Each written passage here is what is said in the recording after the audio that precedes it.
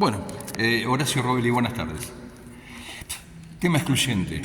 El presidente dice que anunció el presupuesto. ¿Qué estuviste viendo una vez que tuviste en tu poder el escrito, en el cual constan los números, ¿no? Mira, en primer lugar el discurso del presidente fue para los acreedores. Lo que plantea no es muy distinto a lo que planteó alguna vez José Alfredo Martínez Dios o lo que planteó alguna vez de la Rúa cuando recién asumía como presidente de la República, o el mismo Cavallo, que en un momento se va a decir del déficit cero. Es una mentira, no hay gobierno que tenga. Estados Unidos tiene un terrible déficit fiscal, Alemania tiene déficit fiscal, Japón tiene déficit fiscal. Porque ¿qué significa el déficit fiscal? Significa ponerle plata a la población. El Estado tiene que compensar lo que no hace el sector privado. Si a la población le falta plata, el Estado es el que tiene que generar ese dinero, esos recursos. Por ejemplo, en la obra pública, vos no puedes hacer como dice este gobierno que por un problema de caja, por no gastar en la obra pública, porque ahora vamos a ver que lo que le prioriza es el pago de los intereses de la deuda. Entonces, para ser sincero con el presidente es funcional a los acreedores y el discurso fue a los acreedores. ¿Por qué? ¿Cómo puede ser que una deuda que era de 220 mil millones de dólares cuando se fue Cristina Fernández de Kirchner el 10 de diciembre del 2015 al 31 de julio, ahora van a dar los datos en agosto, va a ser mayor todavía, al 31 de julio pasa a ser 452 mil millones de dólares, más que se duplicó? ¿En dónde se invirtió? No se invirtió en nada, se fugó. Esa plata, así como vino, se fugó y la tienen los grandes grupos de acreedores. Es más, ha hecho barbaridades como pasar, era un cáncer, pero están encapsulados los bancos, que la LELIQ, pasarlo como deuda del Tesoro Nacional. Eso también forma parte de la deuda, son 52 mil millones de dólares. Al tipo de cambio oficial de 400 pesos de diciembre, del 7 de diciembre del 2023, son 52 mil millones de dólares que le pasó de los bancos a todos nosotros, a los que nos están viendo, a los que nos están escuchando, a nosotros dos, a todos los alumnos de esta facultad, le pasa la deuda que era de los bancos, porque los bancos no podían quebrar. Este es un gobierno funcional en esta primera etapa del capital financiero. Entonces lo que dice es, no vamos a hacer obra pública, si tengo que reducir la educación la voy a reducir. De hecho, en el articulado del proyecto de ley de presupuesto anula el compromiso por ley de que hay que destinar un 6% del PBI a la educación, lo anula, pone todos los aumentos, porque claro, como pone una inflación ridícula del 19,3%,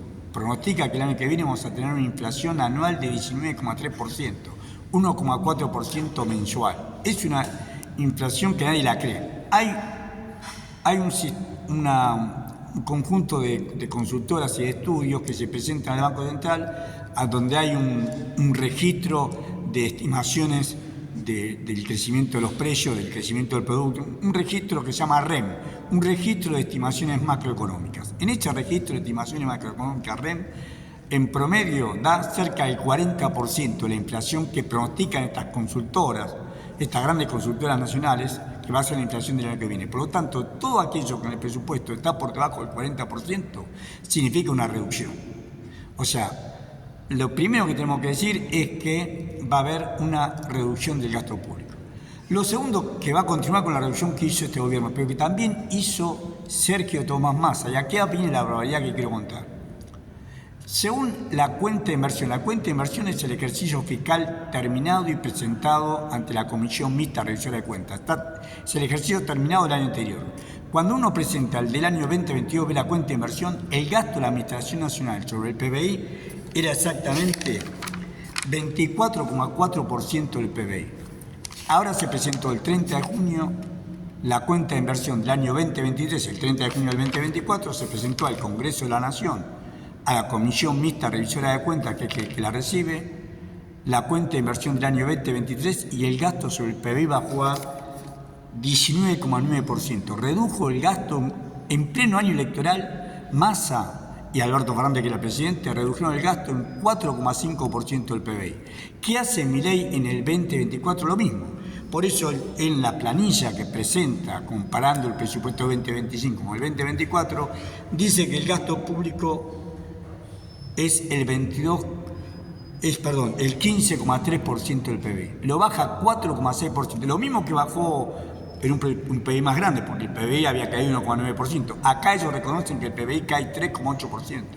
En un Producto Bruto Interno que cae 3,8%, o sea, menor que el año pasado, reduce el gasto en un 4,6%. Eso es en pesos, pero sería equivalente a unos 21.000 millones de dólares. Es en pesos, pero equivalente a 21.000 millones de dólares. Ese es el brutal ajuste que hizo. ¿Dónde ajustó? En los jubilados, en las transferencias a las provincias, sobre todo transferencias en energía y en transporte, y también en educación, en salud, menos transferencias a las provincias, en jubilaciones, y paró la obra pública, no ha hecho ninguna obra pública. Con eso logró reducir, echó 31.000 agentes, como mismo se jacta de hacerlo, logró reducir el déficit fiscal en 4, y por lo tanto el gasto sobre el Producto Bruto en 4,6%, pero Massa ya lo había hecho en 4,5%. Ahora, dentro de todas estas barbaridades, mirá lo que reconoce en el presupuesto, está en el proyecto de presupuesto 2025. Reconocen que en este año 2024 la inversión interna bruta fija, que es la inversión para ampliar la capacidad instalada, la inversión para producir más bienes y servicios, o sea, tener un mayor stock de materias primas, de energía, de combustible, de trabajadores, de máquinas, de equipos, dice que cayó un 22,2%. Esa caída de la inversión interna bruta fija del 22,2% es la misma caída que se tuvo en los periodos de crisis en la Argentina. 1975-76 con el regazo y la asunción de la dictadura militar, una caída de la inversión bruta interna fija similar. 1982 con la guerra de Malvinas. 1989 con el fin del gobierno de Alfonsín y voló por el aire la hiperinflación. En el año 1995 también hubo una caída de inversión interna bruta fija, con cierre de empresas, etcétera, etcétera, similar, pero no se salió de la convertibilidad. Y se volvió a repetir en el 2002, fin del 2001-2002. O sea que está reconociendo que este gobierno ha provocado una brutal caída de la inversión interna bruta fija. ¿Por qué pasa eso? Porque las inversiones que él dice que van a venir, dice no, pero el año que viene van a venir 50.000 millones de dólares de inversión. No sé, ya parece Hitler que en el búnker que estaba en Berlín en abril del 45, poco antes de suicidarse, creía que iban a venir divisiones que habían sido destrozadas por el ejército soviético a rescatar. Estaba esperando, bueno, acá espera lo mismo. La única inversión que trajo es de Mercado Libre, Galperín, que invirtió acá 75 millones de dólares. Una cosa es 50.000 millones de dólares que es de Herrera, y otra cosa son los 75 millones de dólares que trajo Galperín, pero que tiene, y lo demuestra también la planilla que se llama gastos tributarios, que son las exenciones impositivas. Como Galperín trabaja teóricamente en la economía inteligente, etcétera, etcétera, tiene mayor degradación impositiva por 110 millones de dólares y invierte 75. O sea que la inversión es parte de lo que le subsidia al Estado por no cobrar los impuestos que le cobra al resto de los mortales. También está sobreestimada los ingresos, pese a que estamos diciendo que ellos suponen que la inflación va a ser esta reculé de menos del 20% el año que viene, pese a que reconoce eso, está sobreestimado los ingresos. ¿Por qué? Porque, entre otras razones, desaparece el impuesto país. El impuesto país es el 1,1% del PBI. Desaparece el impuesto país y, sin embargo, ellos dicen que aumenta la presión impositiva. Ellos dicen que en términos de PBI, los ingresos van a ser 22,92% del PBI y este año 22,37% del PBI. Puede ser que sea 22,37% del PBI, pero el año que viene va a ser 22,92% por la simple razón de que el impuesto país, que fue un impuesto creado en la emergencia, en la ley de emergencia de Alberto Fernández y que termina a fin de este año 2024, que no se reúne el año que viene, y además porque él no cobra menos de bienes personales. O sea, ¿dónde aumenta ese impuesto? El impuesto a ganancia. ¿Por qué? Porque incluye más gente la cuarta categoría. Al no aumentar el mínimo no imponible, incluye cada vez más gente que va a pagar el impuesto a ganancia. Ahí aumenta el impuesto a ganancia. En la cuarta categoría son los trabajadores. ¿Y dónde también aumenta? En los monotributistas. Entonces, cuando vos ves este desastre que significa este presupuesto 2025, no es tan garantizada ninguna obra pública, porque en el artículo primero dice claramente que hay una regla fiscal que la prioridad es pagar la deuda. Él dice el ahorro fiscal, no es el ahorro fiscal. Él dice equilibrio financiero. El equilibrio financiero significa el gasto primario es antes de pagar los intereses de la deuda. El gasto total y por lo tanto el equilibrio financiero es contemplando los intereses de la deuda. Lo que está diciendo es que va a priorizar el pago de la deuda como dé lugar. Esto realmente es insostenible. En la primera etapa está beneficiando al capital financiero como lo hemos vivido y como lo estamos viviendo.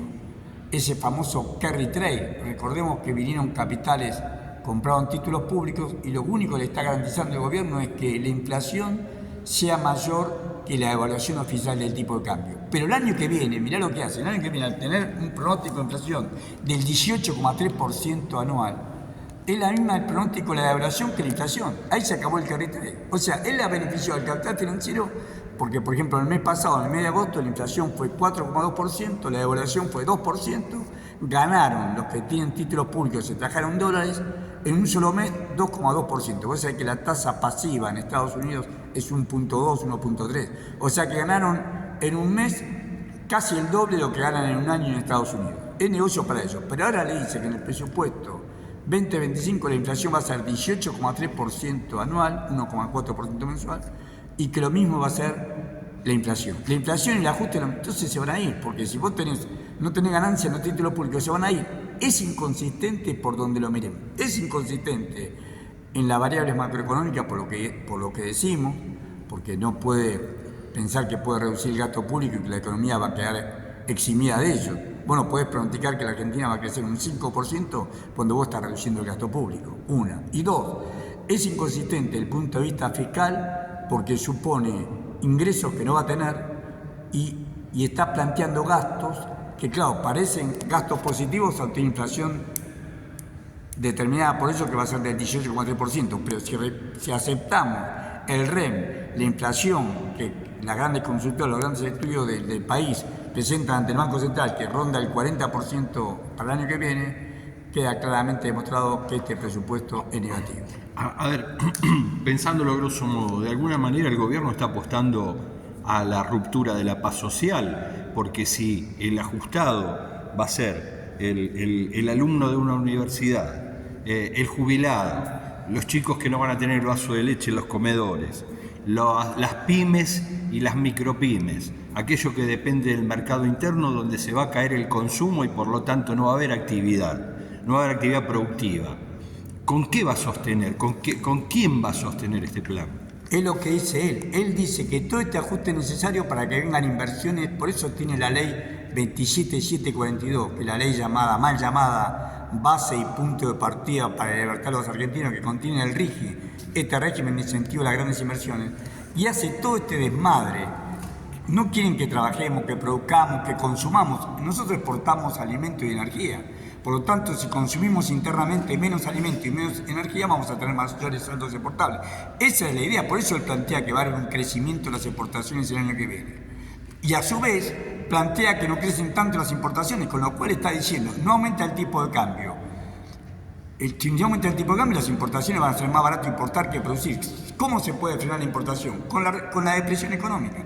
Nosotros reconoce que este año el Producto Bruto cae 3,8%. Va a caer más. El Fondo Monetario Internacional decía 3,5%. Ellos corrigen que va a caer 3,8%. Va a caer cerca del 5%, tal vez más del PBI, una barbaridad. Una depresión económica. Y el año que viene, que dice mentirosamente que va a crecer un 5%, en realidad, cuando vos ves esto que estás contando vos, ves, si no crece el tipo de cambio, no aumenta el tipo de cambio, se van a favorecer las importaciones. La única manera de que las importaciones no se desarrollen es que haya una brutal depresión económica y que nadie compre y venda nada. Está buscando que nadie compre y venda nada porque lo único que le interesa es un modelo extractivo en el cual van a venir los capitales del RIGI, de la ley 27742, de los países africanos, de este Estado africano entre los Estados argentinos, con leyes propias, reglamentaciones propias, pueden recurrir a la justicia internacional, al CIADI, al quinto año ya no tienen obligación de liquidar los dólares en el país, tienen prioridad en el uso de los recursos naturales, inclusive el agua. Toda esta barbaridad,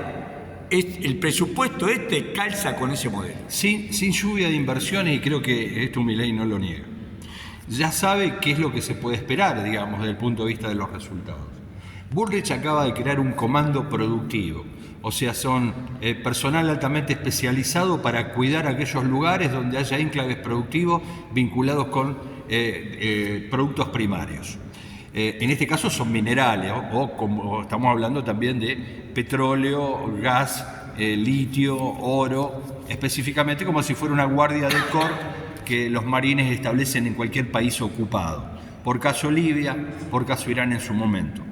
La pregunta es esta: ¿por qué el gobierno, teniendo la posibilidad de no generar este tipo de grupos, sino que hacer ese tipo de trabajo en la hidrovía? Hablé antes de ayer con el abogado que fue el representante del Estado para seguir el caso Vicentín. Él estimó que hay un 4% del PBI que se evade por año, se va en concepto de elusión, contrabando y además de fuga de cereales no declarados, y por lo tanto parece ser que el contrabando se ha instituido. ¿Cuánto dinero es el 4% del PBI? Es lo que él trata de reducir el presupuesto de este año y que se va a mantener el que viene. El mismo porcentaje que no cobra por hacer omisión, por no hacer el control fiscal que debe hacer en los puertos del río Paraná, ese 4% dice todo lo mismo que está reduciendo el gasto fiscal. En esta coyuntura, Horacio, ¿cómo sigue el tema de la inflación?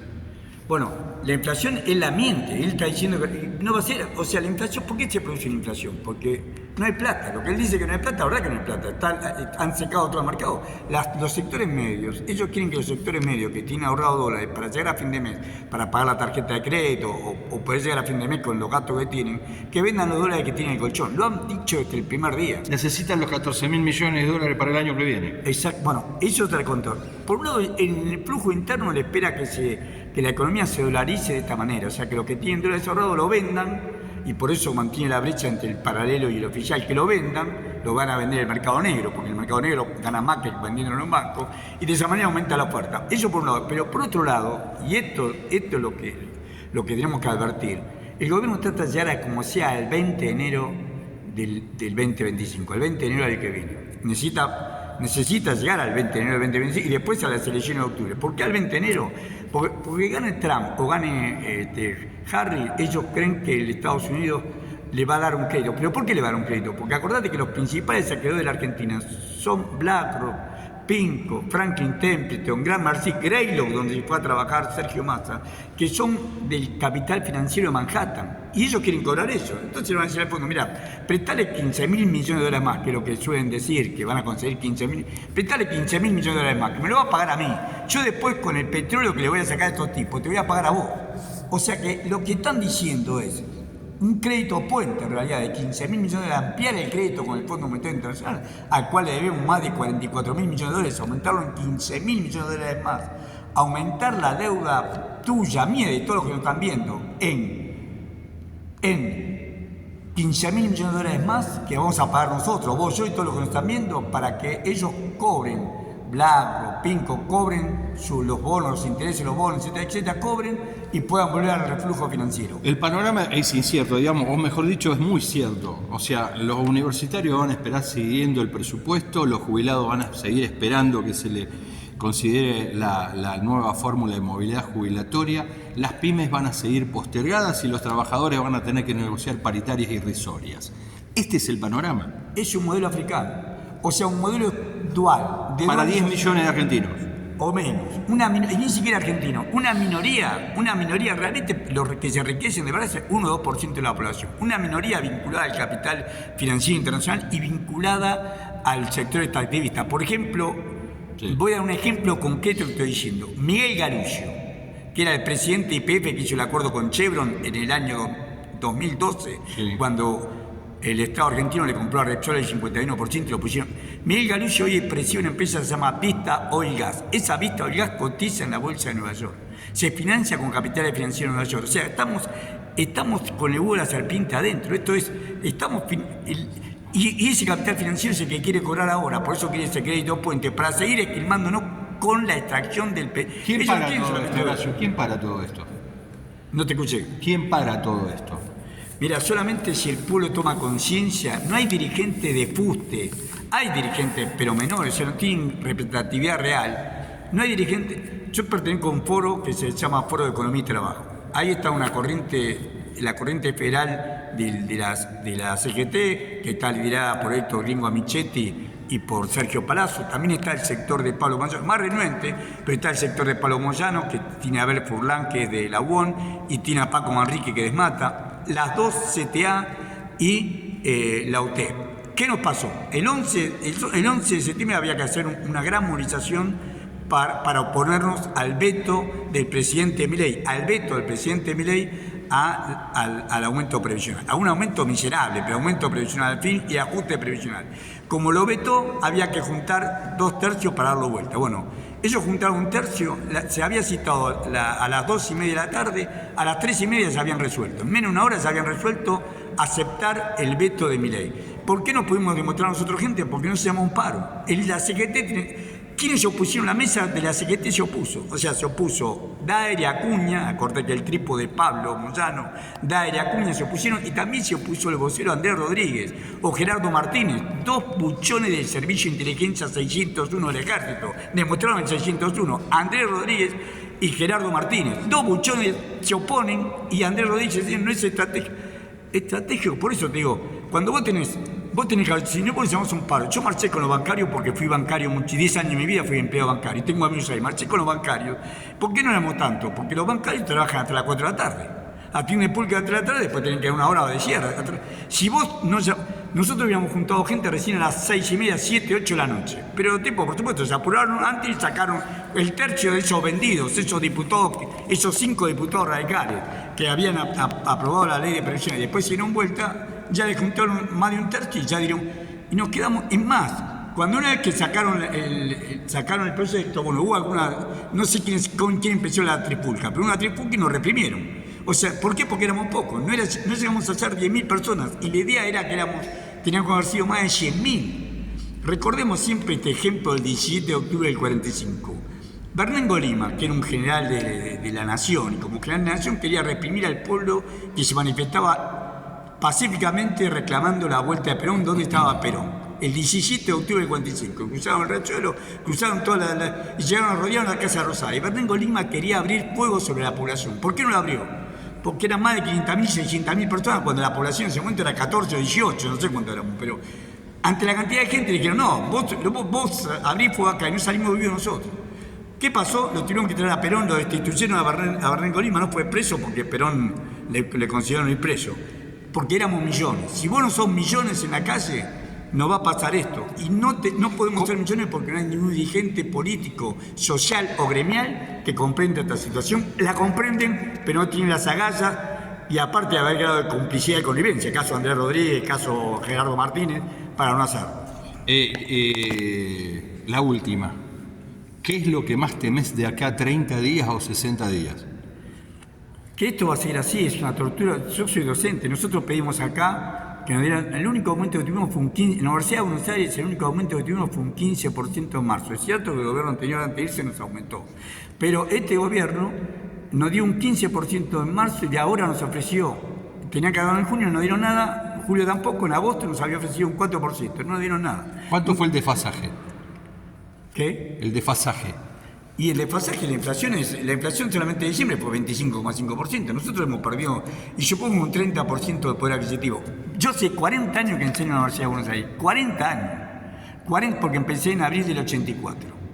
En 1984 vengo al radicalismo, 40 años enseñando en esta universidad. Gano menos ahora soy concursado, 40 años de antigüedad. Gano menos ahora, me doy cuenta por la cosa que puedo comprar que cuando empecé. Esto te da cuenta la situación extrema a que nos lleva. Muchas gracias, Horacio. Muchísimas gracias siempre a vos, querido Aldo.